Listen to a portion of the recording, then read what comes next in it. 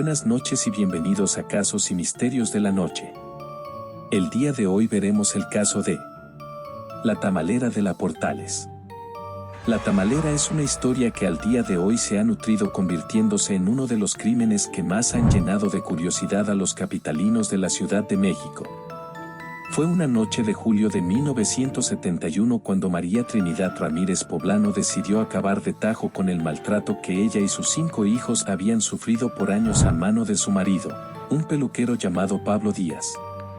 Ese mismo día, por la tarde, Pablo había propinado los ya recurrentes cinturonazos a los 3 hijos más pequeños de la mujer, dejándoles marcas en su cuerpo y marcando aún más las de días anteriores, esas que ya no desaparecen.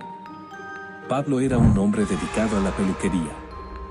Cuando el peluquero dormía, María, quien se dedicaba a vender tamales en la colonia Portales del entonces Distrito Federal, tomó un bate de béisbol y sin pensarlo 2 veces le propinó 3 fuertes golpes a su cónyuge, quien ya no pudo recuperar el aliento para levantarse.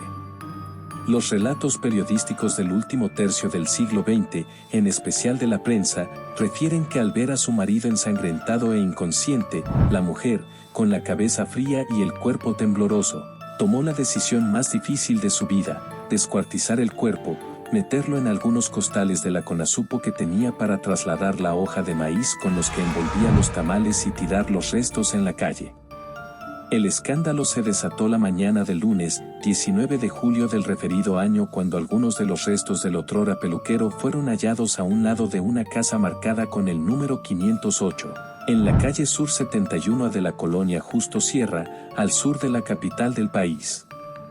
La investigación, a cargo del general Daniel Gutiérrez, quien en ese entonces era jefe de la policía del Distrito Federal, inició con el interrogatorio a la sirvienta de la casa en cuyo costado se encontraron los restos de Pablo, quien confesó que movió el costal pensando que contenía pollos muertos encontrando los restos humanos, por lo que dio aviso a las autoridades.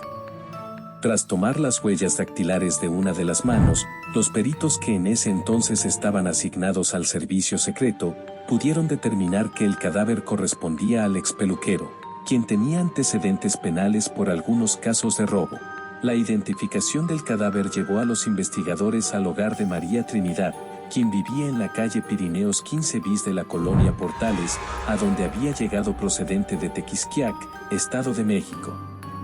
Grande fue la sorpresa de los policías del 8º Grupo del Servicio Secreto, asignados al caso, cuando al interrogar a la tamalera esta confesó sin arrepentimiento su crimen, argumentando que su esposo llevaba años de malos tratos y sus hijos también y, más aún, cuando les informó que la cabeza del occiso se encontraba en un bote tamalero debajo de la cama de sus hijos pues no había cabido en el costal.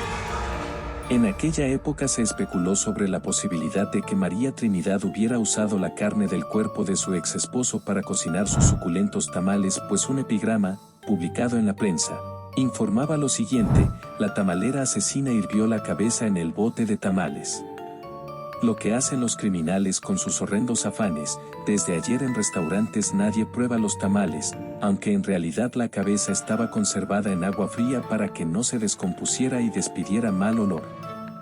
La declaración de la tamalera de la Portales, que en ese entonces varios periódicos retomaron al pie de la letra, aún causa escalofríos: dio 3 batazos al hombre, aún con vida le cortó las piernas con una cegueta, por lo que murió desangrado, y posteriormente cortó trozos del cuerpo con un hacha. El ruido no despertó sospechas, pues era el proceso que habitualmente realizaba para destazar los pollos o pedazos de carne de res con los que rellenaba los tamales que vendía. El 29 de julio de 1971 María fue condenada a 40 años de prisión por homicidio, violación a la Ley General sobre Inhumaciones y profanación de cadáver. Finalmente terminó purgando 20 años en el Centro de Reclusión Femenil de Tepexpan, Xochimilco, y en Santa Marta, Acatitla. María dejó este mundo en 1995 en Tequisquiac, Estado de México, a donde regresó tras haber cumplido su condena. De sus hijos nada se volvió a saber. Inspiración para cineastas y músicos. En 1993, al más puro estilo ska, las víctimas del Dr. Cerebro lanzaron el tema La Tamalera, en el cual hacen alusión al caso de María. Ella vendía a su marido hecho pedazos por portarse mal y no darle para el gasto. La tamalera y yo comía los de dulces sin preocupación. Cuando pasó algo que me causó horror, me comía yo la mano de un pobre señor y nos fuimos asustados a la delegación, dice la canción. Déjame saber qué piensas sobre este caso en los comentarios. No olvides seguirme y dejarme un like.